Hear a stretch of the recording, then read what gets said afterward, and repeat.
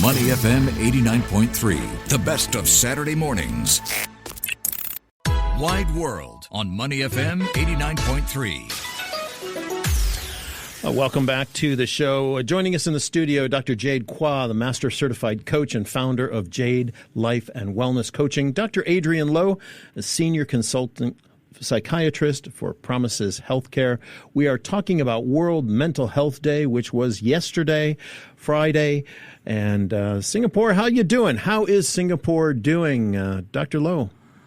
I think Singapore is at times pretty stressed. We all have a good awareness these days that mental health is important, but I think the trick is how to make it happen. Yeah, I think we all know it. It's in the headlines every day. Our Prime Minister is talking about it.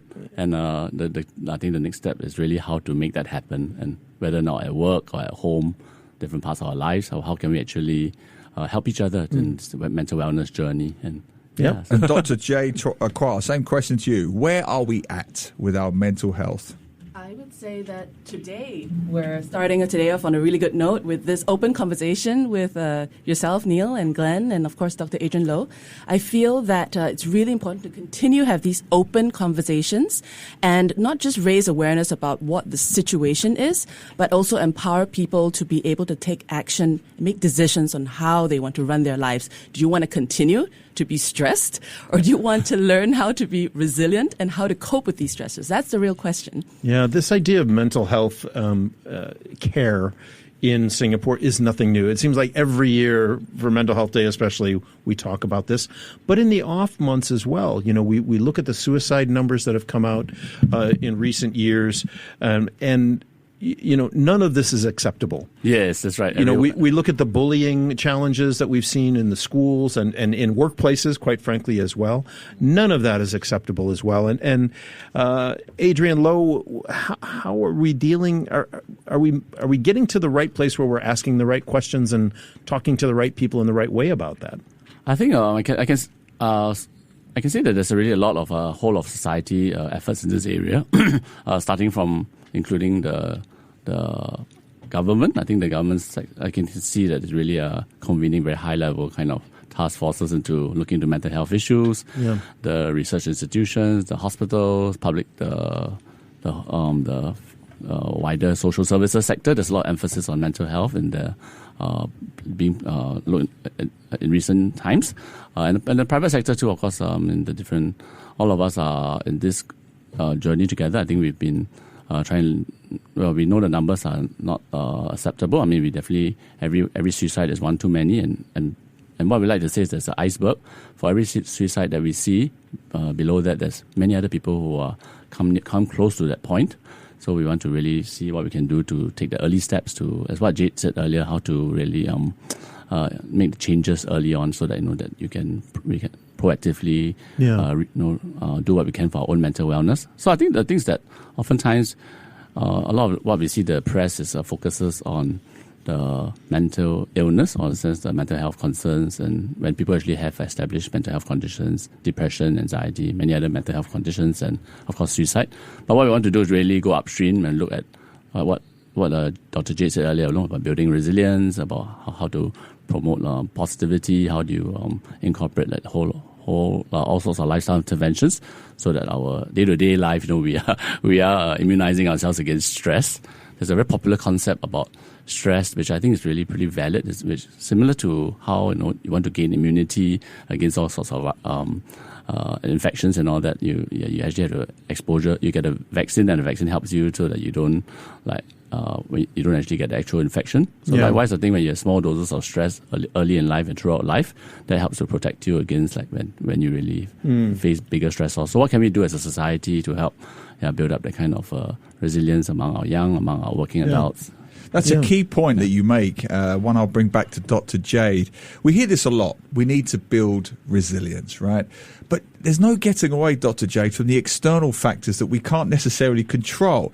So parents may be listening to this and saying, yes, of course I'd like my kids to build resilience, but they also have to get up at 5 a.m. to go to school. They have to do tuition after school. They see mum and dad struggling to pay their BTO mortgage. We can't afford a car anymore. We have to go on to cram MRTs at 6 o'clock in the morning. How do you build that kind of resilience when you've got so many competing external forces almost working against you? I would probably say that we need to understand it's unlikely that we'll get the perfect solution to everything all at once right now if we do one workshop on building emotional resilience. But what we could do, especially as parents, is to model the behavior that it's okay to take things one step at a time and to problem solve each step of the way at a time. So it's okay if things aren't absolutely perfect before we say, hey, I am dealing with my stress. I'm prepared to do it now. Rather, it's better to start now. Actually, just begin anywhere. Just begin now and say, I'm just going to take one small step. I'm going to, for example, start to give some form of gratitude before my meals, or some form of gratitude before bedtime, or start the day, with a task that I can accomplish, like making my own bed, for example. Yes. So in this way, it seems like a small task, but it does help someone to develop discipline, which is important in honing any skill, including developing emotional resilience. And by modeling that behavior, our children will be able to see, hey, mom and dad's problems haven't all gone away, but they seem to be coping better. And that's really a key message we want to bring to our children, which is that even if they learn how to cope with stress, the stresses aren't necessarily going to go away. Yeah. In fact, it's probably true to say that many of the things that we are facing right now, including all of the things you mentioned earlier on, they're just going to continue to be there. But how do we let it not bring us down too much? How do we continue to live life happily, even if PSLE is still there? Yeah. The rising costs are still there. How do we continue to live joyfully? I think that is key. So as I mentioned, this is a skill, which means that we need to practice it. And it's also true to say that having that skill doesn't mean that we're going to be joyous immediately. But it does help us to be able to get things started. Yeah. Jade, you're a medical doctor as well as being a master certified coach and working in the wellness space. We talked with you a number of times during COVID, yeah. When you were working shifts and really helping people in a physical way. What is the nexus between this physical and the mental emotional? Because I think sometimes we talk a lot about the emotional, World Mental Health Day, for example, but it does have a physical manifestation in many cases. Well, how do we think about that? I think this is really a very interesting area of research. Increasingly, people have shown that stress is inflammatory, that emotional stress can actually impact your body in a very physical way. Yeah. So if you're feeling emotionally upset about something, it can impact your sleep. It can impact the way you grow as a kid. So your development can be impacted if you're not dealing with the stresses in your life well. And that's really, really important, therefore, that we teach children to cope with stress as children, not just wait till they're grown up and say, all right, now you're grown up, I'm going to teach you to be a man. It really should be from childhood that we teach them how to deal with stress, because stress is inflammatory and it can affect your physical development. Adults too, right? Adults too, exactly. Yeah. We are constantly evolving and developing. Even as people in their middle age, for example, they're going through, say, perimenopause, menopause. There are a lot of hormonal changes, and stress can affect the hormones in your body, which have a direct impact on how your body then physically manifests. So some interesting things would be, for example, that there is actually a gut-brain axis. So the things you eat, how your gut develops, that microbiome actually affects your hormones and therefore how you physically manifest. Thank you. Yeah, I just want to come back to Dr. Low on this, because I think a lot about young people. I feel so sorry for young people. I go to many schools, as many people knows, with my work. And I think of my daughter, I think of Max. The problems they face are beyond anything that I think humans have faced in modern times. I'm not going to compare it to living in caves or whatever, but they are aware of climate change. That's existential crisis number one. They're aware of AI, existential crisis number two. They don't even know what job they can get. They don't even know what career to follow. They don't even know what degree course to take, because they don't know if AI is going to take their job.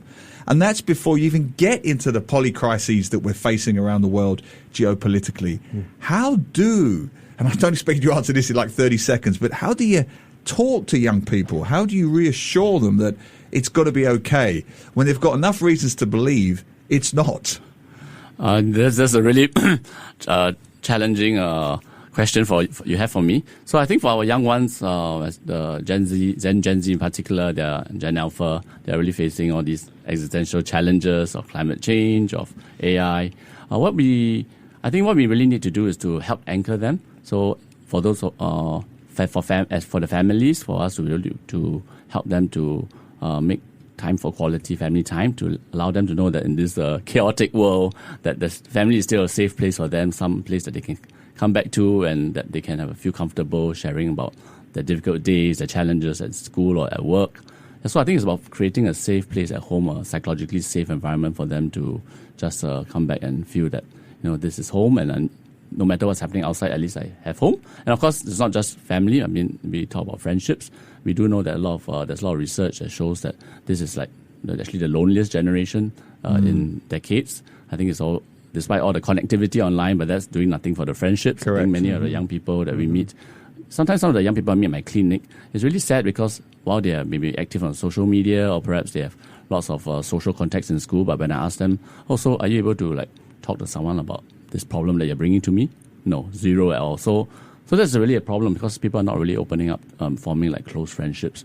Of course they are, but I mean, it's not happening enough. So I think we need to emphasize that. We need to, in schools, prioritize how do we create an environment for maybe more playtime, more time together, doing nothing together. That's a really key point, just to follow up, because without going into detail, but a couple of the recent suicide cases, in both cases, the parents said, we had no idea. Yes, that's so right. It comes back to your point about trying to find that way to confide in family. That's right. So I think Jade mentioned earlier about how parents have to can model for the children. So I think sometimes many young people are not so keen to open up to their parents. One of the things that they often bring up is they don't want to burden their parents, or they don't want to disappoint their parents.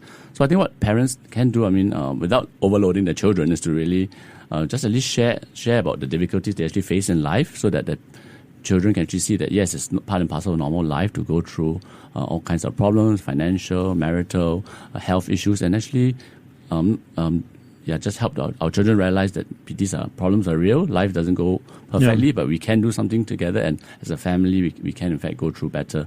We're talking with Dr. Adrian Low from Promises Healthcare and Dr. Jade Kwa, founder of Jade Life and Wellness Coaching.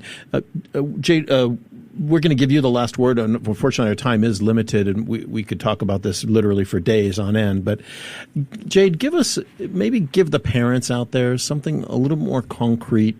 Adrian, you very rightly talked about how we can de-stress our kids or get them out of their immediate problems. But what is a practical way that parents who don't have coaching skills can really get their kids to de-stress? Is it as simple as saying, hey, put the books away, let's go out to the park, or let's go out for a meal together and not talk about school, not talk about whatever? What are some practical things that people can do today to help start that process for themselves and their kids? Yes. I'm thinking of three possible options out of many, of course, but one of them would be to continue to have open conversations with their children that are unlimited. So that's one thing, saying, let's have an open conversation, but it's a complete other thing when your expression sort of shuts down or you look very stressed. If your kid starts to talk about sad things, you don't want your kid to feel like they can only report good things to you. I did well in school, I'm feeling awesome. And yet when they're feeling sad or something is bothering them, then you kind of shut down and go, okay, I hope you don't talk about suicide. I'm not prepared to talk about that. Have a real open conversation. That's number one. Number two, if you want to have an open conversation, but you're not sure how, and you don't have coaching skills, you can definitely learn from us at Jade Life and Wellness Coaching Academy. We conduct a lot of courses. Some of them are SkillsFuture eligible. So if you are interested in learning, go and learn. There are so many courses out there. The third is, if your family culture is just not that way and you're not comfortable speaking with your child, you can always encourage them to speak to somebody else that they trust, whether it is a school counselor, maybe someone from your community of worship, a trusted person who can help them with their issues. I'm a professional coach, but my children have coaches. I pay someone else to help them through some of their problems. I don't think that it's any shame to me that I can't deal, in inverted commas, with them. I just feel that if they would rather speak with someone else, I would like to support them. It's just important that they speak to somebody. That's a great point. Yeah. Do you have one or 2 points real quick, Adrian? I think I just resonate with what Jade said about the need to sometimes consider getting additional help. Yeah, so really, there's no shame in that. There's no shame in that, and I think in fact sometimes parents can model that by telling their kids that I think I'm going to talk to someone about this. That's what Jade said. It could be a mental health professional, it could be someone in the place of worship, it could be someone, a colleague at work. Or, I think a lot of companies nowadays also have employee assistance programs where people can access counseling services. So make use of those. Make use of those and tell your children that, yes, I'm actually talking to someone about this, so that children know that it's okay to talk to someone, it's okay to see someone and share about their issues, both at home as well as outside and all that. Yeah. Thanks to both of you for coming in today and sharing this. We know that it is something that is ongoing in Singapore, and we all have to do better and reach out, get that help if we need it, or get online and educate ourselves. So thank you very much, Dr. Jade Kwa and Dr. Adrian Low. Appreciate your time today. Money FM 89.3.